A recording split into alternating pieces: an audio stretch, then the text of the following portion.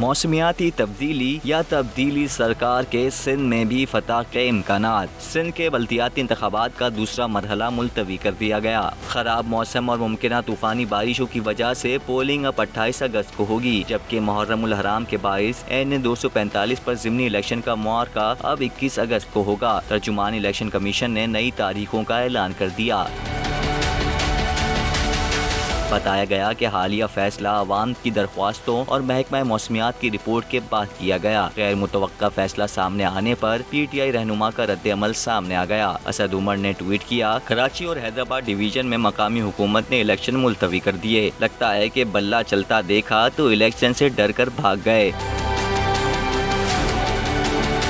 वाज़ेह रहे कि सिंध में बल्दियाती इलेक्शन के दूसरे मरहले में इतवार 24 जुलाई को कराची, हैदराबाद और ठट्टा डिवीजन में पोलिंग, जबकि PTI के MNA आमिर लियाकत के इंतकाल की वजह से खाली होने वाली नशिस्त पर ज़िमनी इलेक्शन 27 जुलाई को शेड्यूल थे। सब्सक्राइब करें और बेल दबाएं ताकि कोई खबर रह न जाए।